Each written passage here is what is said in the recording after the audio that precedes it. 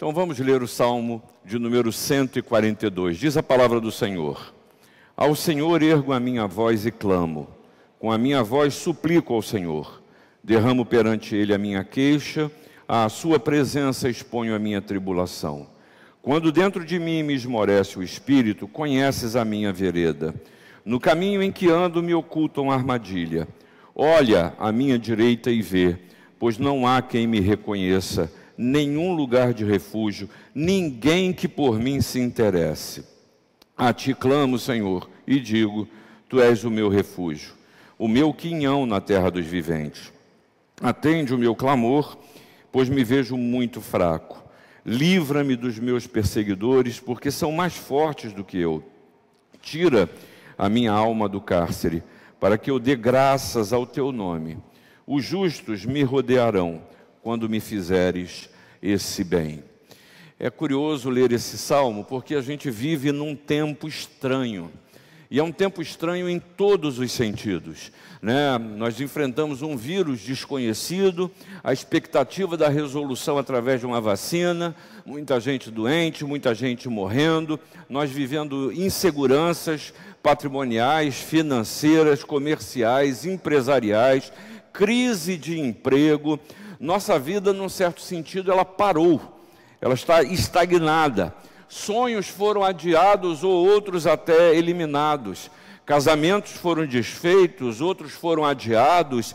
Casamentos, inclusive, deixaram de ser realizados. Quando a gente pensa em termos de estudos dos nossos crianças, jovens e adolescentes e aqueles que ainda estão em fase escolar, nós podemos ver tantos descontínuo nos seus estudos. A gente conversava essa semana sobre a evasão nas escolas e, mormente, no ensino superior. Gente que parou de estudar. Formaturas foram adiadas ou deixaram de ser realizados. A inserção dos jovens no mercado de trabalho, ela tem sido prejudicada. E aí a gente se pergunta, como ser igreja num tempo assim? E essa semana, com muita vergonha, eu confesso para vocês que eu senti muita vergonha da discussão que se deu no Supremo Tribunal Federal, se os governantes poderiam ou não autorizar o fechamento de igrejas. Eu senti vergonha porque a gente ouviu diversas opiniões, e uns consideram a igreja como se ela fosse uma ilha, isolada, em que ela não vive a realidade que a cidade, que o país e o mundo está vivendo, e quer ser tratada como se não houvesse uma Covid. Por isso, a igreja, ela pensa nela, na maneira de existir, alheia a tudo que está acontecendo em volta. Lamentável uma visão dessa. A gente vê um outro tipo, outras opiniões, que acham, por exemplo, que vem a igreja como mercado financeiro, e lamentavelmente a interpretam dessa forma. Que situação vexaminosa. Mas tem outros que veem a igreja como alguma coisa sem sentido, irrelevante, e podem comparar a igreja como um clube, como um sindicato, ou com, quem sabe, como um restaurante. Então, se fecha o restaurante, fecha a igreja, porque, na verdade, o que está por trás não é o sentido dessa pandemia, mas a interpretação que a própria pessoa faz. E acha que a igreja não tem nenhum valor. Então, joga isso para lá. Lamentável a gente viver esse tempo. E talvez um resumo a gente possa dizer que nós somos afetados principalmente na nossa liberdade de ir e vir. Nossas famílias acuadas, as finanças prejudicadas, o exercício da fé precisando ser revisto quanto à sua forma. E a gente precisa aprender a lidar com essa realidade. Não adianta negar, e a negação, seja em que sentido for, não resolve. A gente precisa aprender a lidar com esta realidade. Veja bem, esse salmo é um salmo de Davi, e foi escrito numa situação específica em que Davi estava lidando com uma hiperrealidade em sua vida. Você vai lembrar dessa história. Davi enfrenta o gigante Golias, vence, é enaltecido, agradece a Deus pela vitória dada. Ninguém pode falar contra o Deus Altíssimo, e ele vence aquele gigante filisteu, e ele volta, ele é aclamado por todos, erguido por todos. As mulheres cantam dizendo: Saul matou 1000, Davi matou 10.000, e Saul é tomado. Opa, peraí, eu sou o rei. Eu sou o rei. Que conversa é essa? Estou falando mais do cara do que de mim. E Saul, ele é tomado de uma inveja e de uma amargura pelo sucesso do outro. E aí se transforma. E o rei se transforma em alguém amargurado que quer eliminar Davi. E faz de tudo para matá-lo. Gente, Davi era genro de Saul.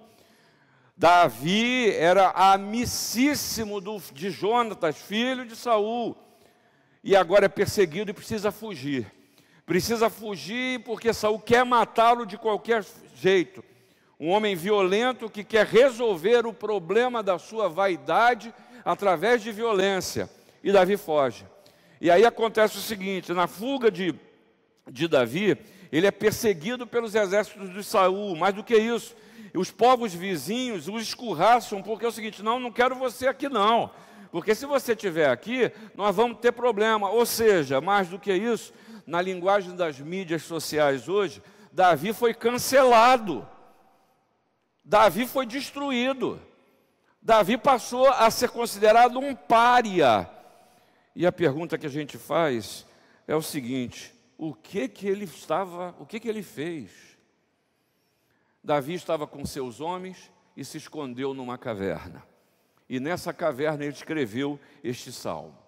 Davi se sentindo absolutamente só, abandonado, injustiçado, sem forças, sem condições de restabelecer a verdade, sem saber o porquê daquela perseguição. Davi se sentia em grande perigo. E o que faz Davi?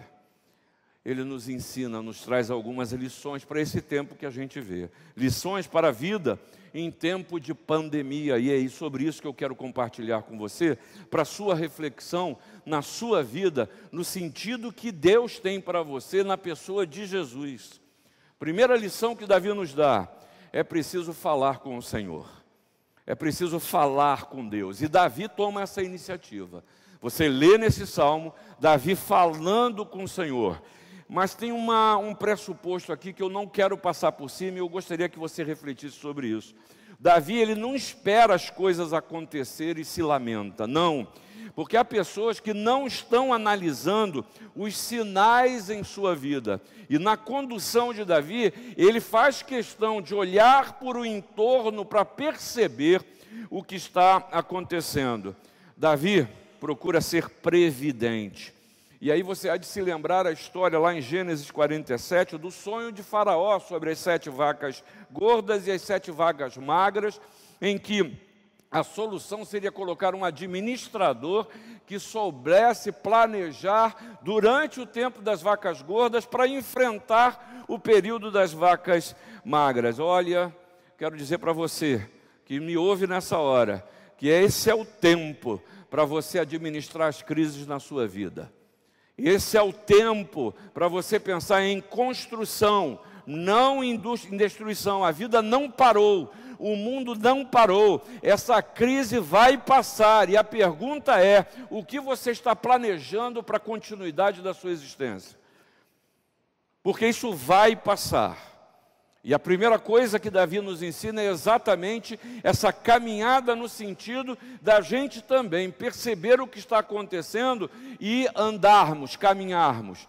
Andar com Deus, ter Jesus no coração é um ir em frente continuamente. A proposta de Deus para a sua vida é de eternidade e não de um interregno, não de parada. Mas Davi ergue a voz e clama. Ele faz questão de que o Senhor tome parte das questões da sua vida. Por isso diz o Salmo que ele coloca diante do Senhor sua queixa, sua tribulação. Ele declara que seu espírito esmoreceu. Eu acho isso tão maravilhoso, porque eu e você queremos sempre demonstrar força, poder, capacidade, mas Davi faz questão de mostrar o seguinte: Senhor, não estou aguentando, chega. Senhor, não dá, eu lutei em seu nome, e olha o que estou recebendo como paga. Senhor, o homem quer me matar, ele quer exterminar, ele quer acabar comigo e com minha descendência, eu não aguento. E assim Davi declara e reconhece que Deus conhece a sua caminhada. Sabe, irmãos, o maior perigo na sua vida é o silêncio com Deus, não é o silêncio de Deus, é o seu silêncio para com Deus. Porque nesse silêncio a amargura se desenvolve, sentimentos de morte aparecem, a falta de esperança se instala, e quanta gente hoje só sabe falar que não tem jeito, que não tem amanhã, que não vai conseguir, que é incapaz. Sabe o que é isso? Isso é silêncio para com Deus. Precisa falar com Deus. Sentimentos de decepção com Deus tomam a mente, mais do que isso, a descrença ganha corpo. Tudo isso porque não se fala com Deus. Foi exatamente por isso que Jesus falou várias vezes sobre a importância da oração. É como se Jesus estivesse dizendo, fala com Deus. Por isso ele nos ensinou a orar, e nos ensinou inclusive o que deve se conter a oração. Pedido de perdão pelos pecados, mudança das condições de vida, que a gente aprenda também a perdoar aqueles que nos perseguem. Mas Jesus não para aí, ele nos ensina também como não orar. A oração que é hipócrita, que fala não do que o coração está cheio, mas para impressionar às vezes aqueles que ouvem, ou quem sabe para acalentar a própria consciência, achando que Deus não sabe o que vai no íntimo do coração. Mas Jesus disse aos seus discípulos, abram as suas bocas e falem com Deus, derramem as suas almas diante dele. Por isso Jesus diz, pedi e dar-se-vos-á, buscai e achareis, batei e abrir-se-vos-á. Todo o que pede recebe, o que busca encontra, e a quem bate abrir-se-lhe-á. Jesus está dizendo, fala comigo, fale com Deus, abra o seu coração. E o acolhimento de Jesus, as suas palavras, é tão maravilhoso, que ele diz, vinde a mim, eu te acolho, eu te atendo, eu alivio, eu trato, eu cuido.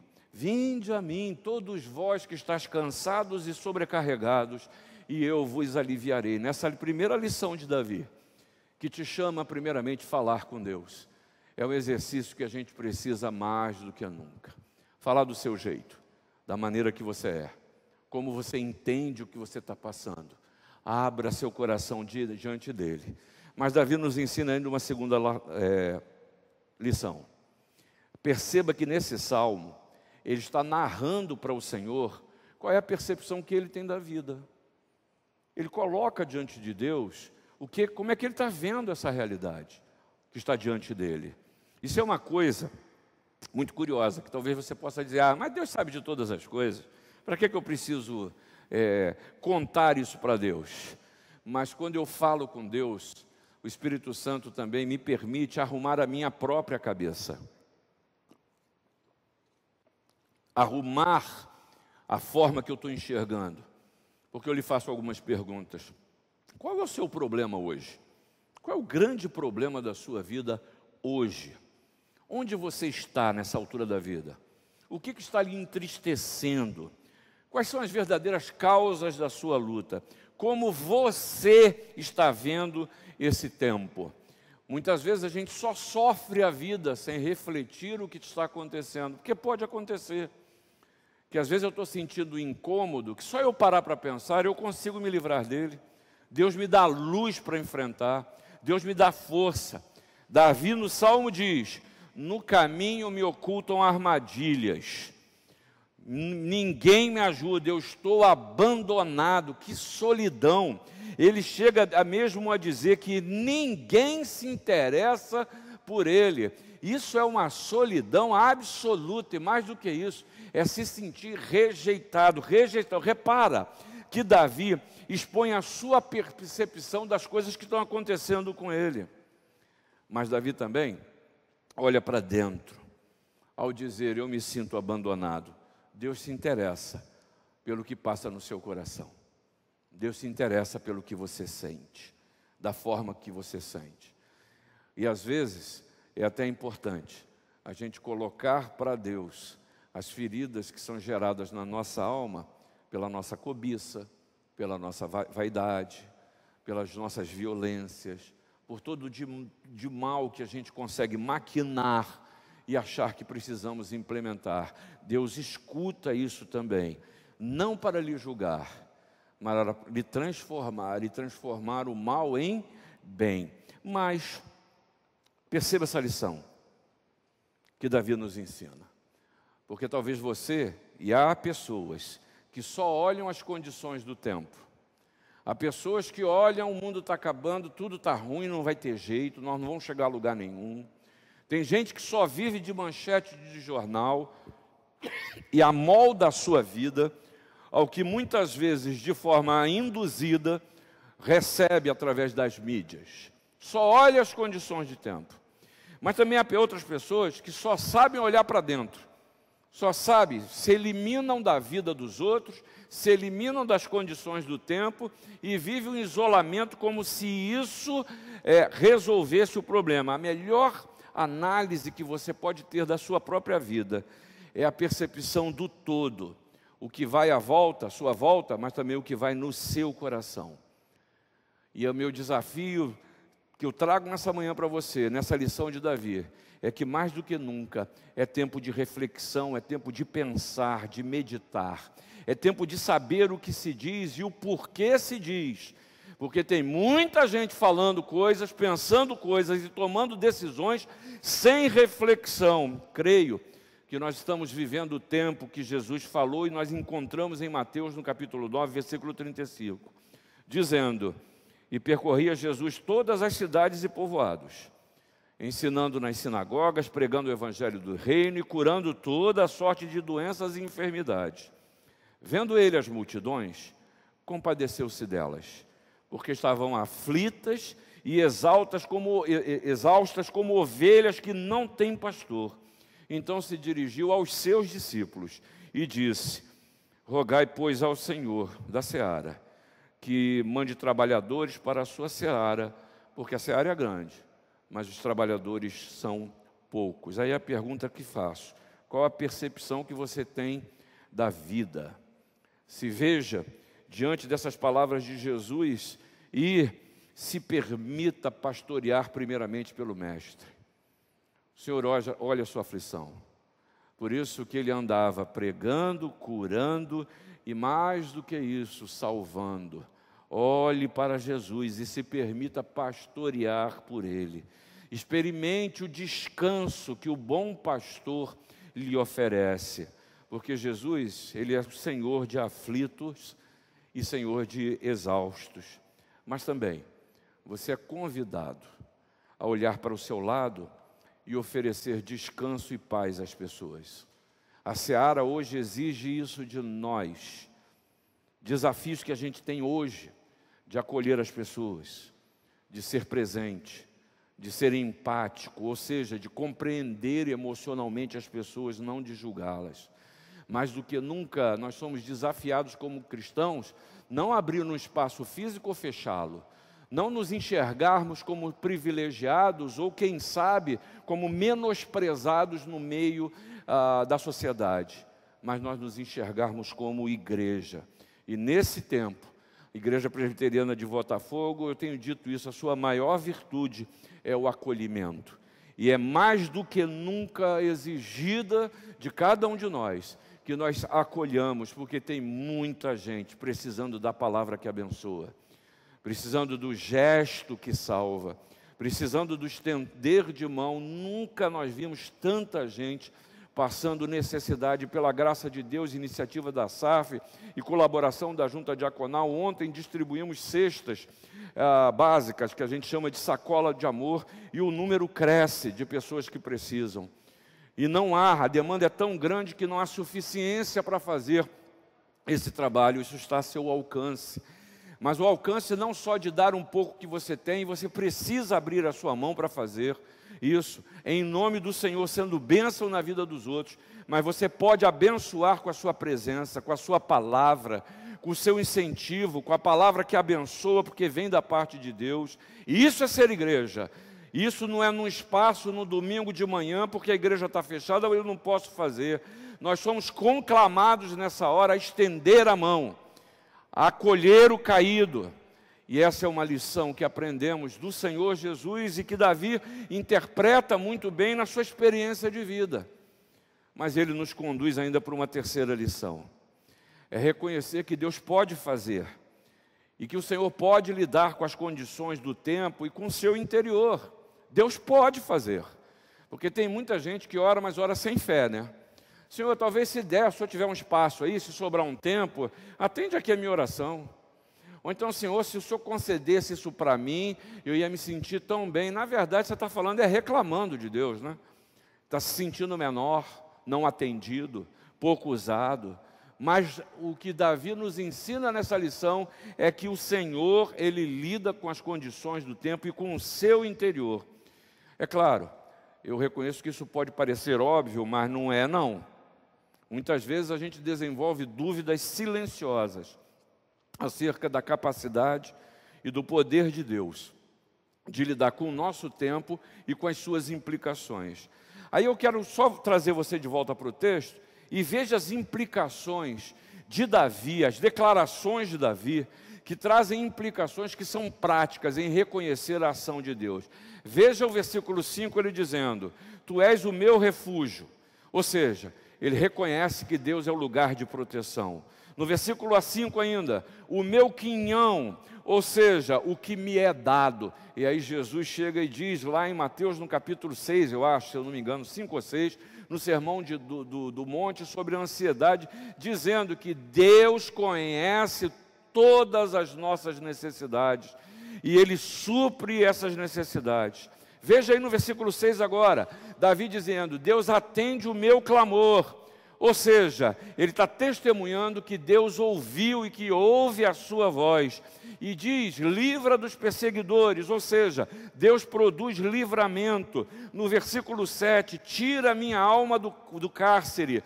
Deus me liberta até de mim mesmo, das prisões em que eu me coloco. E todas essas coisas enchem o coração de Davi de esperança. E ao terminar o Salmo, se você tiver a Bíblia aberta, olhe, leia isso. Ao terminar, ele afirma: quando o Senhor me fizer o bem, sabe o que é isso? É a certeza do que virá. É a certeza de que Deus quer o bem. Por isso ele nos ofereceu Jesus para o nosso bem. Eu não posso esquecer que todas as coisas cooperam para o bem daqueles que amam a Deus. Eu não sei você, mas eu amo a Deus. E se está acontecendo mal na minha existência, eu continuo a esperar que o bem vai vir, porque a consequência é o bem. É o bem. Agora eu preciso pedir a Deus que renove a minha esperança, e minha oração é que você faça isso. Porque o Senhor Jesus nos ensinou dizendo: eu vim como a luz para o mundo, a fim de que todo aquele que crê em mim não permaneça nas trevas. Esse é o objetivo. Se é treva que está diante de você, saiba que Jesus veio para acabar com ela. Mais do que isso, Jesus disse: o ladrão vem somente para matar, roubar e destruir. Eu vim para que tenham vida e vida em abundância, e a tenham em abundância. Saiba você que a vida de Jesus entre nós foi uma vida de encontros, não de desencontros, de encontros. Jesus buscou e encontrou pessoas. Bíblia, os evangelhos, não é história da carochinha, são fatos vividos com pessoas que são reais como eu e você. E Jesus, ao lidar com as pessoas, procurou conhecer os seus interiores. Jesus percebeu as condições de tempo, ele lidou com tempestades e com mares bravios. Ele lidou com as condições da vida, ele lidou com fome, com deserto, com morte, com amargura, com impossibilidade, com doença, com defeito físico. O Senhor lidou com todas essas coisas e em todos os casos Ele tratou do interior de todos aqueles com os quais Ele interagiu. Mas Ele se preocupou também com as exterioridades da vida de cada um, porque as condições do tempo e da vida podem mudar, e elas mudam constantemente, mas o coração precisa ser tratado, e é aí a sede do verdadeiro problema. o que vai no seu coração. Jesus sabe que é disso que nós precisamos, porque um coração transformado enxerga a vida de outra maneira. E eu quero concluir, dizer uma coisa para você, e você não se assuste com isso. Olha, o problema que a gente enfrenta hoje não é o vírus. Não é um vírus. Porque se o problema for esse, sua vida é a pior delas. Porque hoje nós temos esse vírus, amanhã nós vamos ter outro. E assim vai. Nós vivemos assim. Na vida nós passamos por lutas. E o próprio Senhor Jesus nos disse o seguinte: essas coisas eu vos tenho dito, para que vocês tenham paz em mim.